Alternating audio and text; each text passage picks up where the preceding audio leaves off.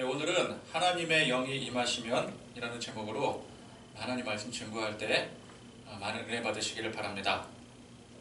제가 어렸을 때 중국 무협 영화를 참 좋아했습니다. 또 고등학교 때는 무협 소설 여기에 또 심취를 해서 유명한 그런 무협 소설들을 친구들과 함께 같이 돌려가면서 읽었습니다. 이 무협 영화나 무협 소설 같은 무협지에 보면은 고수들이 등장을 하죠. 여러 아주 출중한 고수들이 각자 문파를 결성을 해서 그 문파별로 제자들에게 비전을 전수를 합니다. 여기서 나오는 비전은 비밀리에 전해 내려오는 기술이라 할 수 있겠죠. 이런 비전들은 제자들에게는 이렇게 전수가 되는데 그 문파 내에서는 전수가 되는데 상대 문파, 각 문파별로는 절대 공유를 하지 않습니다. 또 이 문파 내에서도 어떤 특별한 비전이라든지 필살기 같은 거 그런 거는 또 아무에게나 전수가 되지 않습니다. 제자라고 해서 다 전수되는 게 아닙니다. 그 제자들 중에서도 어떤 특별한 능력을 가진 사람, 수제자 그런 정도에게만 특별하게 전수가 되죠. 그렇기 때문에 어떤 이런 특별한 비전들은 반드시 그 전수를 받을 대상이 있어야 됩니다. 대상이 없거나 있더라도 역량이 부족하면은 제 아무리 천하를 호령할 수 있는 그런 절기라 할지라도 그 대에서 허무하게 사라져 버리는 것입니다. 그래서 무협지 같은 데 보면은 과거에 소실된 그런 비전들에 관한 이야기들이 많이 나옵니다. 옛날에는 몇 대 전에는 굉장히 아주 출중한 그런 비전이 있었는데 내려오는 가운데 다 소실되어져 없어져 버렸다. 그런 것들이 많이 나오죠. 그러니까 아무리 대단하면 뭐 하겠습니까? 전해지지 않으면, 전수가 되지 않으면 사라지는 것이고 사라지면 그가 아무 의미가 없어지는 것입니다. 우리나라도 예로부터 가문 대대로 내려오는 비법 같은 거 그런 것들이 있지 않겠습니까? 이를테면은 종갓집 장맛의 비밀 이런 거. 근데 보통 뭐라 그러죠? 며느리도 모른대요. 종갓집 장맛의 비밀은 며느리도 몰라.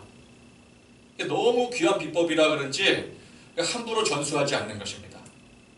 그래서 어지간한 며느리들한테도 전수를 못해요. 그래서 어떻게 됩니까? 그런 비법들이 전부다는 아니지만 대부분이 다 끊겨요. 어느 대에서가 다 끊깁니다.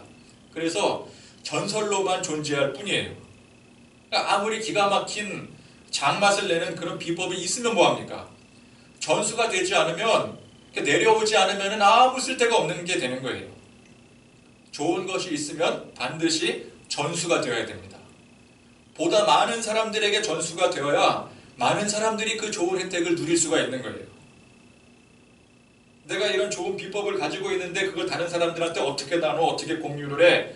그것이 배가 아프고 손해보는 것 같아서 자기만 알고 있으면 그 좋은 게 다 무슨 소용이 있겠어요? 자기만 좋은 거지. 좋은 것은 공유를 해야 비로소 가치가 생기는 것입니다. 좋은 것으로의 가치가 있는 거예요. 아무리 좋아도 그 공유하지 못하면은 그건 좋은 게 아니에요. 흔히들 역사에서 중세시대를 암흑기라고 합니다. 그런데 그냥 암흑기 정도가 아니라 시대를 역행한 암흑기였습니다. 중세시대 이전이 무슨 시대였습니까? 로마 시대였습니다. 로마 시대는 역사상 문화가 가장 찬란했던 시기였습니다. 로마는 물의 도시였습니다. 물을 가장 잘 다스리던 나라가 로마였습니다. 로마의 그 고대 유적들 중에 보면은 무슨 다리같이 생긴 건축물을 여러분 보셨을 거예요. 근데 이게 상하수도 시설입니다. 굉장히 치밀한 공법으로 이게 건축이 되어졌는데 상당히 멀리 있는 물을 이 로마 시내로 공수하기 위해서 그 건축물을 그 기울기를 굉장히 정밀하게 그러니까 위에서부터 아래로 물이 흐르지 않겠습니까? 그거를 원래 있던 상수지에서부터 도시에까지 아주 절묘하게 그 기울기를 계산을 해서 그 상수도를 만들고 그 밑에는 다시 또 그 도시에서 흘러나오는 그 폐수들, 오수들을 또 밖으로 흘러내보내는 그런 장치들을 만들어냈어요. 그러니까 그 고대 시대에 벌써 이 상하수도 시설이 완비가 되었더라는 것입니다. 공공 목욕 시설이 있었습니다. 그래서 로마에 있는 시민들이 청결한 생활을 유지할 수가 있었습니다. 그래서 전염병이 별로 없었어요. 그러면 로마 시대에 무슨 전염병 돌았더라 그런 얘기 들어본 적 있습니까? 거의 없을 겁니다. 그러니까 그 시대에 벌써 이 청결의 중요성, 의학이 그만큼 발달했다는 것이죠. 청결의 중요성을 이미 알았던 거예요. 근데 로마가 망했습니다. 로마가 망할 때 문명이 발달하지 않은 민족들이 유럽에 들어와서 장악을 해버렸어요. 그 과정에 그 로마 시대에 찬란했던 유산들이 대부분 다 소실되어져 버렸습니다. 그 이민족들이, 문명이 발달하지 않은 이민족들이 로마의 문명을 받아들일 생각을 안 한 거예요. 그 보존할 생각을 안 했어요. 필요가 없었으니까, 그들에게는. 그 왜 좋은지 몰랐으니까. 전해지지가 않았습니다. 전해지지 않으니 어떻게 돼요? 시대가 역행할 수밖에 없는 것이죠. 상하수도라는 개념이 로마 시대에는 있었는데 중세 시대는 없어져 버렸습니다. 그래서 그것이 근세 시대에 이르기까지 사람들 사는 환경이 매우 더러웠어요. 그래서 그 유명한 이야기가 있지 않겠습니까? 베르사유 궁전에는 화장실이 없다고. 화장실이 왜 있어야 되는지 모르는 거예요. 근세 시대가 됐는데도 불구하고. 이 청결의 중요성을 모른 것입니다. 적어도 의학 수준이 고대 로마 시대만도 못한 거예요. 로마 유적 중에 그 상하수도 시설이 있다고 하지 않았겠습니까? 근데 중세 시대에는 저 유적이 무슨 용도로 있었는지 몰랐대요, 사람들이. 그 정도로 무지했어요. 그래서 어떻게 해요? 전염병 천지였습니다. 전 유럽의 인구를 3분의 1로 감축시킨 그 무서운 흑사병이 청결의 중요성을 몰랐던 그 중세 시대의 무지에서부터 비롯된 것이었습니다. 그러니까 의학, 과학, 기술, 문화, 예술 대부분의 분야에서 시대를 거꾸로 역행해 버렸습니다. 왜 그랬습니까? 그 좋았던 그 시대 유산이 전해지지 않았기 때문에 그래요. 제대로 전수되지 않았기 때문에 그렇습니다.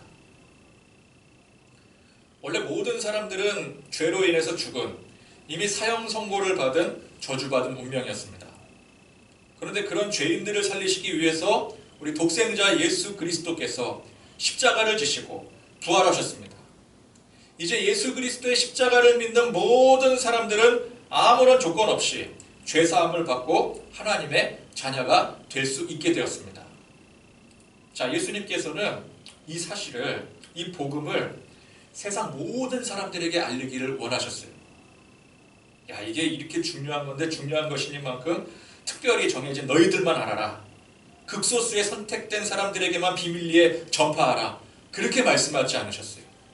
모든 대상에게. 세상 모든 사람들에게 이 복음을 널리 전파하라는 사명을 예수님께서 먼저 선별해 놓으신 제자들에게 전해주셨습니다. 그러면 이제 그 제자들이 예수님의 그 말씀대로 자기들이 또 제자를 삼고, 또 그 제자가 또 다시 또 자기 제자들을 삼고, 그래서 땅끝까지 복음을 증거하라고 말씀을 하셨어요. 그래서 주님께 이 사명받은 제자들은 무슨 어떤 무술 비전처럼 꽁꽁 숨겨두고 비밀리에 전파하면 안 됩니다.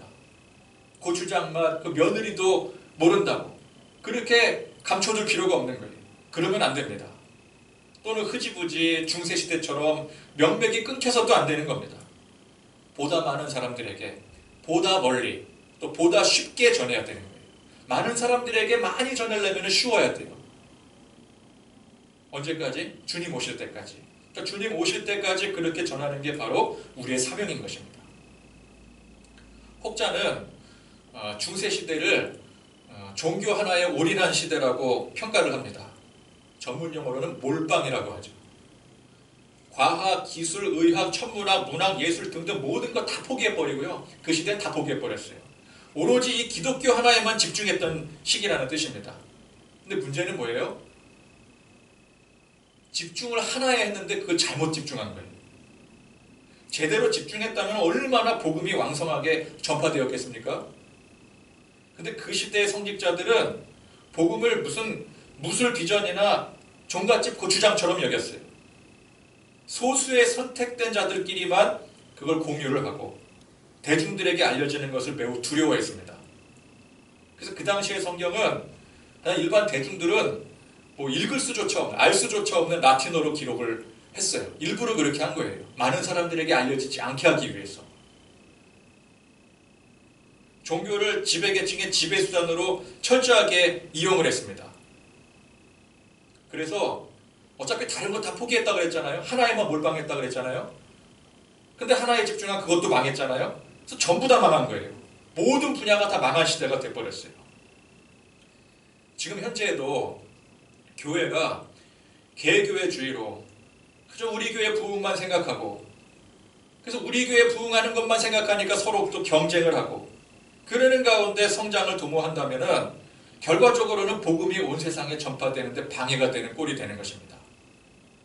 그러니까 개교회, 각 교회는 특정한 교회는 성장할지 몰라도 복음이 성장하지를 못해요. 중세시대와 똑같은 것 아니겠습니까? 성직자들은 자기들끼리 공유하는데 더 이상 복음이 전파되지가 않는 거예요. 다 사장돼 버리는 거예요. 우리가 아니면 배척하고 경쟁하고 결국 이 중세의 망령을 벗어나지 못하고 있는 것입니다. 그래서 나를 생각하면 안 됩니다. 소수의 우리만 생각하면 안 됩니다. 여러분, 우리는 이미 주의 복음을 통해 구원받은 하나님의 백성이 되지 않았겠습니까? 그러면 아직 구원받지 못한 그런 이 교회 밖에 나 외에 다른 대상들을 생각을 해야 되는 거예요. 우리끼리 좋다고 한다면은 우리는 이미 구원받아 잘된 것 아니겠습니까? 그 좋은 거잖아요. 그러면 이제 우리 밖에 아직도 구원에 이르지 못하는 그런 사람들을 생각해야 되는 거예요. 교회는 이 땅에서 성장하고 세력을 넓혀가는 게 목적이 아니라 복음을 알지 못하는 사람들에게 주님께서 우리에게 주신 그 사명대로 복음을 전하는 게 목적이 되어야 됩니다. 나 잘되고 부자되고 또 건강하기 위해서 기도하는 것이 아니라 내 이웃이 예수 믿고 그 영혼 구원받기 위해서 기도해야 되는 거예요. 이 마가다락방에서 성령의 놀라운 은혜와 능력을 받은 제자들이 이제 밖으로 다 뛰쳐나옵니다. 자, 이전까지는 어떻게 했어요? 예수님께서 말씀하신 대로 이 보내주실 성령님을 기다리기 위해서 모여 있었어요. 모여서 기도하고 찬송 부르고 말씀 묵상했어요. 근데 그 이제 약속하신 성령님의 충만한 은혜를 받았잖아요. 이 받고 난 뒤에는 이제 더 이상 그 자리에 모여 있을 수가 없었습니다. 이제 예수님께서 말씀하신 대로 땅 끝까지 이르러 증인의 사명을 감당할 때가 된 거예요. 이 마가다락방의 성령의 역사 중에 방언이 터져 나왔습니다. 우리가 이 방언의 의미를 제대로 알아야 됩니다. 자, 이 오순절 성령이 임했던 당시에 이 방언은 다른 나라 언어입니다. 그러니까 아무도 알 수 없는 어떤 신비한 언어가 아니라 그 시대에 존재하고 있었던 언어 체계입니다. 그런 각지의 언어들을 이 마가다락방에 모여있던 제자들이 그걸 말하기 시작한 거예요. 그것도 유창하게. 근데 문제는 뭐예요? 문제라고 할 수는 없지만 이들이 그런 각자가 막 각 지역의 언어들을, 각 나라의 언어들을 막 유창하게 갑자기 구사하기 시작하는데 그런 언어들을 공부한 적이 없더라는 거예요. 이전에 알지 못했던 언어들이라는 거예요. 여러분, 영어 공부를 아주 열심히 한 사람이 그 한국 사람인데 영어 공부를 열심히 하면은 영어를 유창하게 할 수 있지 않겠습니까? 여러분, 그거 신기합니까? 별로 신기한 일이 아니에요. 공부를 했으니까, 열심히 한 만큼 유창하게 하는 건 별로 신기한 일이 아니에요. 그런데 생전 영어 공부를 해본 적도 없고 외국에 나가본 적도 없고 외국 사람 만나본 적도 없는 사람이 갑자기 하루아침에 영어를 유창하게 하네요. 그럼 이게 얼마나 놀라운 일입니까? 얼마나 신기한 일입니까? 그렇게 제자들이 자기들도 몰랐던 그 각 지역, 각 나라의 방언으로 유창하게 말을 하기 시작하는데 거기에 모였던 많은 사람들, 그러니까 그 자리에 많은 나라, 많은 지역 사람들이 모여 있었어요. 근데 그 사람들이 다 놀랍니다. 그들이 놀랬던 이유가 뭐 전혀 알아듣지 못할 어떤 신비로운 그런 언어들을, 그런 말들을 해서 놀란 것이 아니라 각 지역에서 온 사람들이 각자 자기 나라의 말을 그 갈릴리 사람들이 그 말 알지 못할 것인데 그 사람들이 자기 말들을 알고 있으니까 그걸 막 유창하게 구사를 해대니까 그래서 놀란 것입니다. 9절 말씀을 보니까 바데, 메데, 엘람, 메소포타미아, 유대, 갑바도기아, 본도, 아시아, 부르기아, 밤빌리아, 애굽, 구레네, 리비아 등등. 그 당시 유대를 중심으로 그 주변 국가들을 말하는 거예요. 그 주변 민족들을 말하는 거예요. 그 언어로 각자가 말을 하고 있더라는 것입니다. 그러니까 우리식으로 치자면은 이제 우리 성도들이 지금은 이제 다 흩어져서 예배를 드리지만 이제 모여서 예배를 드릴 때 갑자기 성령의 은혜가 내려오는 거예요. 그리고 우리가 바깥으로 나갑니다. 그리고 우리 입에서 영어가 나오고 어떤 사람에게는 영어가 나오고 장로님이 영어 하시고 막 우리 권사님이 막 중국어 하고 또 생전 뭐 알지 못했던 막 일어가 나오고 이탈리아, 프랑스, 독일어 막 이런 언어들이 막 각자가 막 나오는 거예요. 뭐 그렇게 생전에 해보지도 못했던 공부도 해보지 않았던 그런 말들이 막 술술 나오니 마침 밖에 모여 있었던 뭐 미국, 영국, 중국, 일본, 프랑스, 독일 사람들이 놀라고 있는 모습이 저 사람들이 어떻게 우리말을 할 수 있지? 그러면은 그 각 나라의 언어로 말하게 된 것을 보고 들은 사람도 놀랐거니와 당장 누가 놀랍니까? 내가 놀라는 거죠. 내가 내 입에서 그런 말들이 술술 나오기 시작하는데 어라 이게 뭐지? 지금 내가 왜 이런 말들을 하고 있는데 내가 어떻게 이거를 알고 말할 수가 있지? 라고 생각을 하는데 그 생각조차도 막 독일어로 하고 있는 거예요. 그렇게 막 유창하게 나오는데 내가 지금 무슨 말뜻으로 이 말을 하는지 이해가 다 돼요. 이미 언어를 마스터하고 있는 거예요. 그 얼마나 참 놀라운 일입니까? 자, 그런데 중요한 것이 이때 이들이 각 나라의 방언으로 했던 말이 무엇인가, 어떤 말을 했는가 이게 중요한 것이죠. 그러니까 신비한 건 신비한 건, 놀라운 일은 놀라운 일인데 더 중요한 것은 무슨 말을 했나, 왜 그런 말을 하게 됐는가, 왜 그런 현상이 벌어졌는가, 이게 중요한 것입니다. 11절에 보니까 각 언어로 하나님의 큰 일을 말함을 듣는도다. 하나님의 큰 일, 즉 복음입니다. 복음. 여기서 하나님의 큰 일이 뭐겠어요? 예수님의 십자가의 복음이죠. 예수님께서 약속하신 성령님을 통해서 이제 앞으로 너희들이 증거해라고 했던, 주님의 증인의 사명을 감당하라고 했던 그 일들, 그 복음입니다. 복음. 그들은 각 나라의 방언으로 복음을 말하기 시작했어요. 성령님께서 마가다락방에서 놀라우신 역사로 모였던 그들에게 방언을 주신 이유가 무엇입니까? 각 나라와 민족에게 흩어져 복음을 전하라고. 여러분, 각 나라와 민족에게 복음을 전하는 일을 할 때 제일 먼저 그 나라의 언어를 할 줄 알아야 됩니다. 언어를 배워야 돼요. 어떤 젊은 청년이 은혜를 받았습니다. 은혜를 충만히 받고 막 얼굴이 막 뜨거워요. 막 얼굴 빨개져가지고 벅찬 감동에 선교사님을 찾아갔어요. 선교사님, 저 은혜 받았습니다. 저 결단했습니다. 저도 선교사님처럼 부르심을 받고 선교 현장에 지금 당장 나가서 헌신하겠습니다. 그러더니 선교사님 뭐라 그러셔요? 자네 참 훌륭한 결심을 했구나. 그런데 자네 토익이 몇 점 나오는가? 그랬더니 이 청년이 머리를 벅벅 긁으면서 뭐 그거야 뭐 이제부터 열심히 하면 되지 않겠습니까? 이러더래요. 그랬더니 선교사님 하시는 말씀이, 그래, 땀만 품지 말고 일단 영어부터 제대로 공부하고 나서 그 다음에 찾아와라. 그러니까 순서가 있는 법입니다. 선교 현장에 나가서 복음 전할 때 복음 전할 사람이 현실적으로 중요한 게 뭐예요? 언어입니다. 언어가 1순위예요.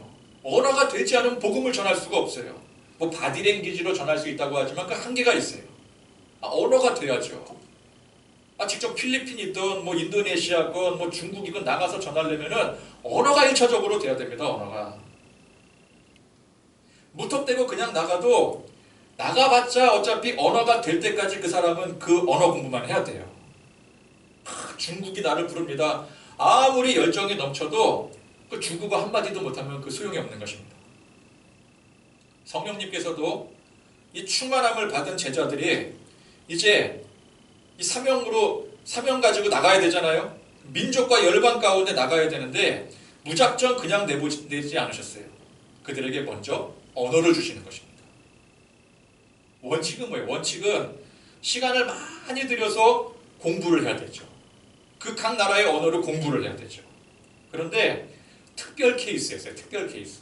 그 당시에는 이제 초대교회가 이제 막 세워지고 태동되는 시기라 이제 막 그 제자들이 나가서 모범을 보여야 되거든요. 그러니까 특별 케이스인 겁니다. 그래서 공부의 과정을 면제시켜 주신 거예요. 그럼 우리도 성령님께서 오늘 이 제자들에게 그런 특별한 그런 케이스로 이 언어 공부를 면제시켜 주신 것처럼 우리에게도 그런 혜택을 주시면 얼마나 좋을까? 얼마나 좋겠습니까? 주님, 제가 선교사로 헌신하겠습니다. 나가서 복음 전하겠습니다. 그걸 기도했더니 막 갑자기 영어가 되고 막 중국어가 마스터되고 그럼 얼마나 좋겠어요. 그러나 우리 성령님께서는 딱 그때의 특이한 케이스라고 볼 수 있겠죠. 초대교회가 이제 막 태동됐을 때는. 그러니까 우리나라도 처음에 이제 복음이 들어와서 이 복음의 초창기 시대에는 많은 역사가 일어나잖아요. 그거는 일반적인 현상이라고 볼 수는 없어요. 특이한 케이스라고 볼 수가 있는 거죠. 그러니까 그런 특별 케이스 외에는 거의 예외 없이 스스로 언어를 섭렵하게 하십니다. 저절로 섭렵되게 하지는 않으세요. 일반적으로.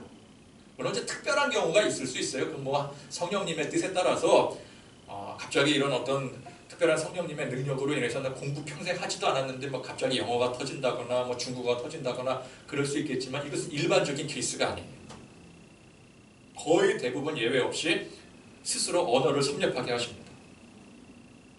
그래서 혹시라도 오늘 이 장면에 은혜를 받아서 이제부터 기도할 때 영어 공부가 다 무슨 소용이냐, 기도하면 된다 그래서 영어여 될지어다 아무리 선포해도 그 소용없는 겁니다. 선교지를 가서 배우건 미리 배우건 간에 성령님은 그 필요한 언어를 스스로 배워서 복음을 전하게 하십니다. 중요한 건 언어를 알아야 된다는 것이죠. 그래서 저는 일찌감치 다른 언어는 몰라도 한국말 하나는 자신이 있으니까 한국말로 복음 전하는 거예요. 영어를 얼마나 오래 배웠습니까? 우리나라 사람들 영어를 얼마나 오래 배웠어요? 학창시절에 배우죠. 대학교 가서도 배우죠. 영어 대학원 가서도 배우더라고요. 신대원 갔는데도 영어를 가르쳐요. 근데 그렇게 오래 했는데도 아직도 기본 회화가 안 돼요. 물론 제가 공부를 열심히 못하는 것도 있지만 어쨌건 간에 그렇게 오래 했는데도 불구하고 이 기본 회화조차가 안 되는데 한국말은 안 돼. 한국말은 그냥 태어나면서부터 바로 한 건 아니지만 불과 얼마 지나지 않아서 저절로 말이 그냥 튀어지는 것 아니겠습니까? 한국말을 쉽게 하잖아요. 그러니까 영어에 특별히 자신 있는 사람은 영어를 잘 배워서 복음 전하면 되는 것이고 제2 외국어로 배운 언어를 거기 또 이렇게 집중해서 거기 관심이 있어서 잘하는 사람은 그 언어를 또 잘 배워서 그걸로 복음 전하면 되고 이것도 저것도 안 되면은 한국말로 복음 전하면 되는 거예요. 우리 한국말 하나는 자신 있게 할 수 있잖아요. 다른 건 몰라도. 중요한 것은 우리에게 주어진 언어로 복음을 전하는 것입니다. 복음을 전하라고 언어를 주시는 거예요. 방언의 목적이 바로 여기에 있는 것입니다. 각 나라의 언어로 복음 전하라고 주시는 거예요. 그러면 그 각 나라의 방언을 못하는 사람은 한국말로 복음 전하면 되는 거예요. 그래서 방언을 받는 게 중요한 게 아니라 복음을 전하는 사명이 중요한 것입니다. 복음 때문에 주신 것이기 때문에. 자, 이제 여러 사람들이 각 나라의 방언으로 이제 거리에 나서서 복음을 전하기 시작할 때 베드로가 대표로 유대인들에게 말하기 시작합니다. 자, 14절 말씀해 보니까 베드로가 11사도와 함께 서서 소리를 높여 이르되 유대인들과 예루살렘에 사는 모든 사람들아 이 일을 너희로 알게 할 것이니 내 말에 귀를 기울이라. 자, 이 일을 너희로 알게 할 것이니 여기서 이 일이 무엇이라고요? 예수 그리스도의 십자가 구원의 소식, 복음. 그러니까 방언으로 말하건 베드로처럼 모국어로 말하건 간에 중요한 건 이 일을 너희들이 알아야 된다는 거예요. 복음 전파하는 것입니다. 베드로는 이어서 구약 성경 말씀을 인용을 했습니다. 그러니까 우리가 전하는 방언으로 전하든 아니면 모국어로 전하든 간에 우리가 전하는 이 복음은 어디서 갑자기 뚝딱 만들어낸 것이 아니라 구약 성경에 이미 하나님께서 주신 말씀이 그대로 이루어진 일이라는 뜻이에요. 자, 요엘서 말씀에 하나님이 말씀하시기를 말세에 내가 내 영을 모든 육체에 부어주리니 너희의 자녀들은 예언할 것이요 너희의 젊은이들은 환상을 보고 너희의 늙은이들은 꿈을 꾸리라. 그때 내가 내 영을 내 남종과 여종들에게 부어주리니 그들이 예언할 것이요 또 내가 위로 하늘에서는 기사를 아래로 땅에서는 징조를 베풀리니 곧 피와 불과 연기로다. 주의 크고 영화로운 날이 이르기 전에 해가 변하여 어두워지고 달이 변하여 피가 되리라. 누구든지 주의 이름을 부르는 자는 구원을 받으리라. 자, 이 앞부분은 우리가 아는 유명한 찬양 가사에도 있지 않겠습니까? 자, 여기서 말세라고 했어요. 말세, 마지막 날. 이 말세, 이 마지막 날은 문자적으로는 종말의 때를 말하지만 여기서는, 오늘 이 말씀에서는 하나님께서 이 요엘서의 말씀을 이루시는 때를 말하는 거예요. 이 요엘서에 예언된 이 말씀이 이루실 때가 곧 마지막 날, 종말의 때라는 뜻입니다. 즉 오늘 말씀대로라면은 하나님의 영을 모든 육체에 부어주심으로 자녀들이 예언하고 젊은이들이 환상을 보고 늙은이들이 꿈을 꾸는 그 날을 말하는 거예요.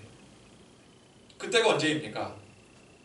성령의 충만함을 받은 오늘 이 제자들이 그 받은 은혜로 주의 복음을 전하기 시작한 그 날로부터 모든 하나님의 백성들이 구원받아 천국 가는 그 날까지를 말하는 거예요. 즉 우리가 말세요, 말세할 때 이 말세의 진정한 의미는, 진정한 그 기간은 예수님의 십자가 구원의 날로부터 예수님이 다시 재림하시는 날까지 모든 날들이 말세인 것입니다. 이게 요엘서의 말씀이 이루어지는 그 기간이에요. 그게 말세예요. 그럼 이 말세의 징조가 무엇인가? 하나님의 영이 부어져 그 은혜로 예언하고 환상을 보고 꿈을 꾸는 것이 그 첫 번째 징조입니다. 자, 젊은이들이 환상을 보고 자녀들이 예언한다는 뜻이 이게 각 세대별로 놀라운 특별한 신비적인 능력을 다르게 받는다, 그런 뜻이 아니라 모든 세대에, 그러니까 자녀들로부터 젊은이들, 노인에 이르기까지 모든 세대에 하나님의 영이 임한다는 뜻이죠.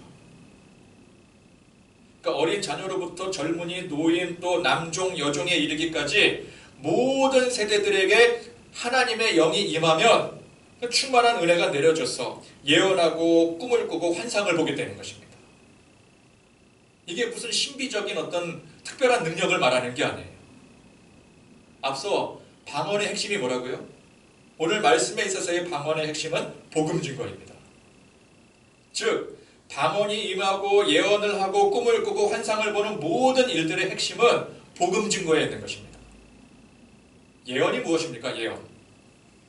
그냥 단순히 미래에 일어날 일을 계시를 받아서 맞추는 게, 그게 예언입니까? 내가 지금 하는 사업이 이게 잘 될지 말지, 또는 이 여자 혹은 이 남자와 결혼을 해야 될지 말아야 될지, 이런 거 맞추는 게 성경에서 말하는 예언이 아닙니다. 그런 식으로 따지자면은 집에서 잃어버린 반지를 찾는데도 그거 맞춰달라고 나오면은 그게 예언이 되는 거예요. 근데 성경에서 말하는 예언은 그런 게 아닙니다. 근데 우리는 보통 예언하면은 그런 걸로 생각을 하잖아요. 그죠? 예언 받아야지, 예언자한테 기도 받아야지, 그러면은 그 기도 받으려고 나가는 게 뭐예요? 사업이 잘 될지, 운수 대통할지, 결혼을 해야 될지 말아야 될지, 이 남자를 더 만날지 말아야 될지. 근데 성경에 말하는 예언은 그런 게 아니라고요. 주님의 성령께서 우리의 갈 길을 밝히 보여주시는 것입니다.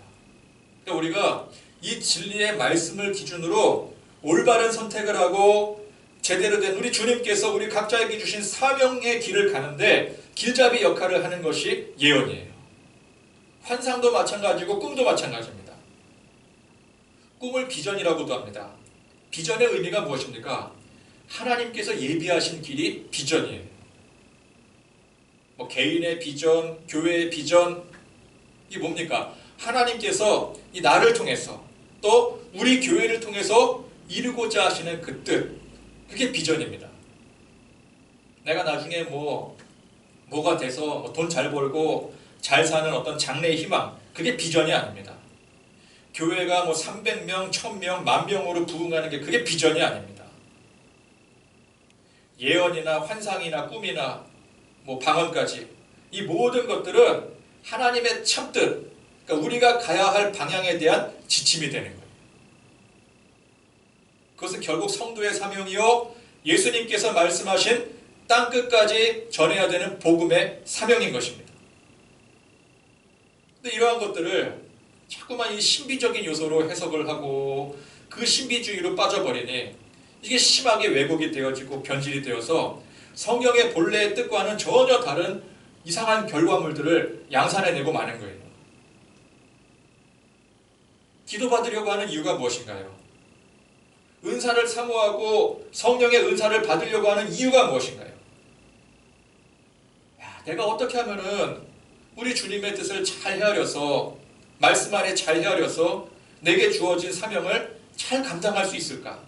그래서 기도하고 또 기도도 받고 은사도 사모하고 그래야 되는데 무슨 그냥 당장 사업이 어떻게 돼야 될지 고3 수험생이 있는데 그 수험생 합격 기원으로 인생 꼬인 문제 어떻게 잘 풀리기를 바라는 마음으로 그렇게 기도받으려고 쫓아다니고 은사 받겠다고 그러면은 그게 대상을 바꿔서 점집을 찾고 무당 찾는 것과 뭐가 다를 게 있겠어요? 본질적으로. 여러분 예수님께서는 승천하실 때 많은 말씀을 주시지 않으셨어요. 먼저는 기다리라고 하셨습니다. 기다리는 이유가 뭐예요? 성령의 충만함을 받기 위해서 약속하신 성령님을 기다려야 되는 거예요. 그리고 그 약속하신 성령님이 임하게 되면은 이제 나가서 복음 전하라고 명하셨습니다. 그래서 우리는 이 딱 세 가지 뭐예요? 기다리고 성령 충만함 받고 나가서 복음 전하는 거. 이 세 가지 외에 다른 데 눈 돌리면 안 돼요. 주님이 주신 명령에 순종을 해야지 어디 다른 데 우리가 순종을 할 수 있겠습니까? 사실 주님이 주신 이 명령만 순종하는데도 벅차요. 여기에 집중해야 되는 거예요.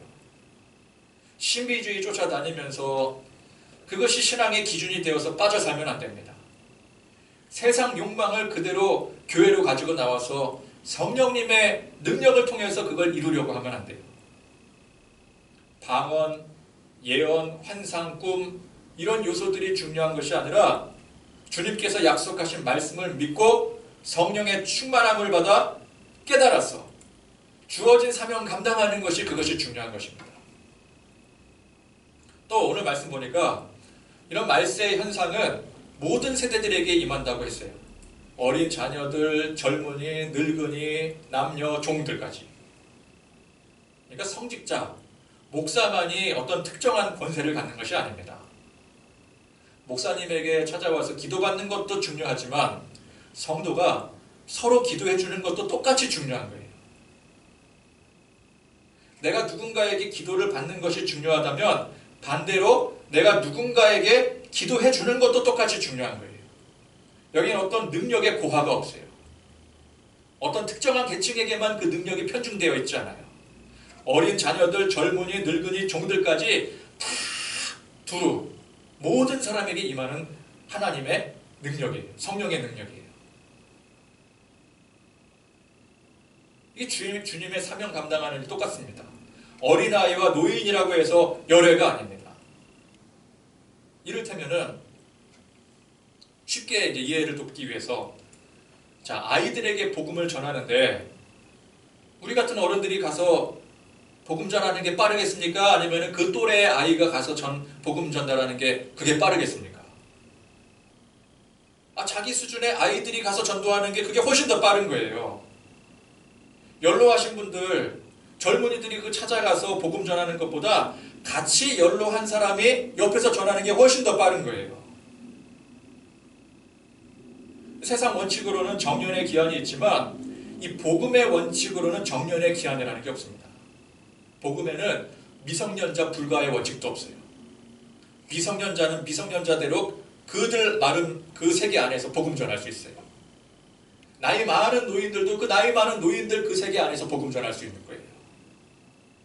남녀노소가 없습니다. 위치의 고하가 없어요. 목사나 성도의 구분도 없고 의인이나 죄인의 구분도 없어요. 어차피 다 똑같은 죄인 아니겠습니까?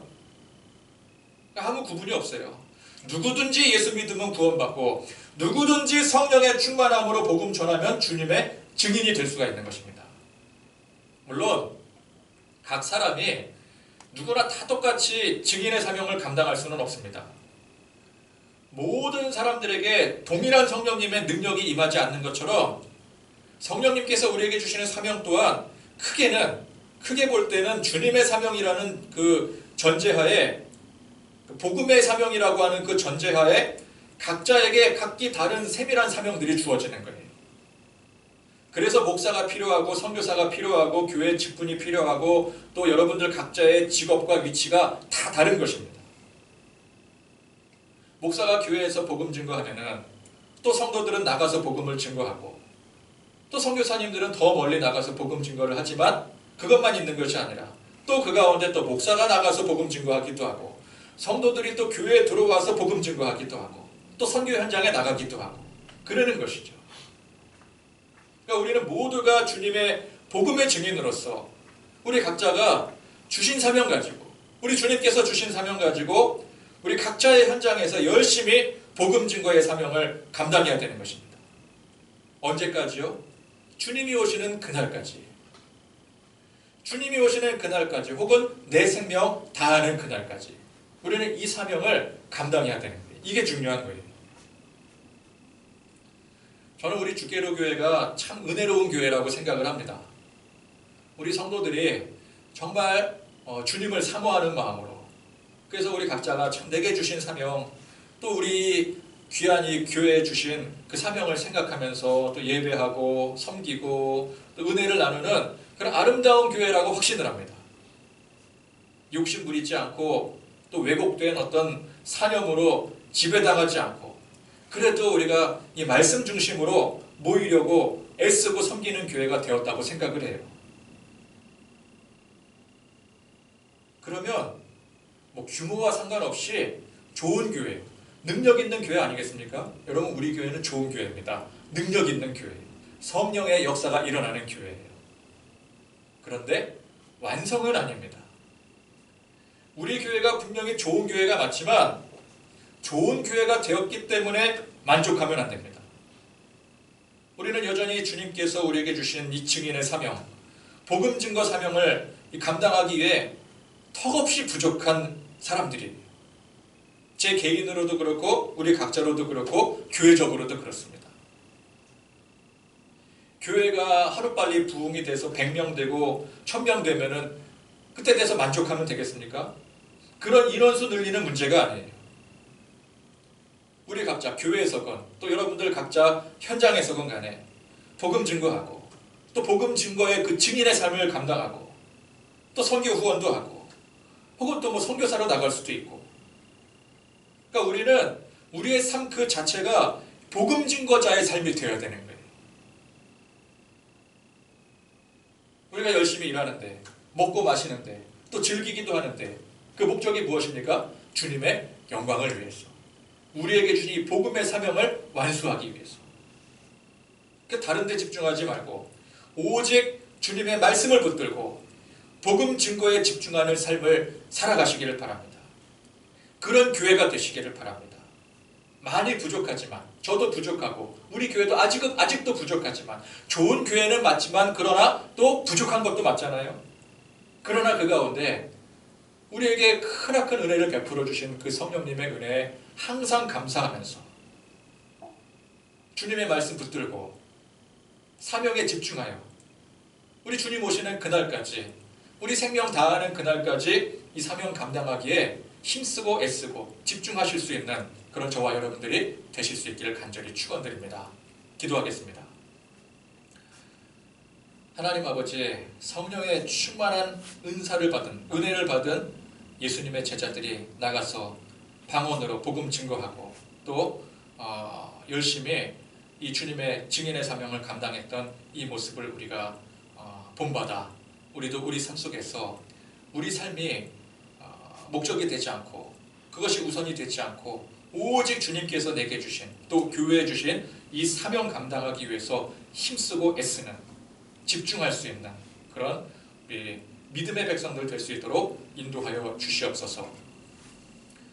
우리 주 예수 그리스도의 은혜와 하나님의 사랑과 성령님의 교통하심이 성령의 충만한 은혜로 우리 각자에게 주신 복음의 사명 또 교회에 주신 이 복음의 사명을 잘 감당하기를 다짐하는 모든 성도들 머리머리 위에 지금부터 영원토록 함께 하시기를 간절히 축원하옵나이다. 아멘.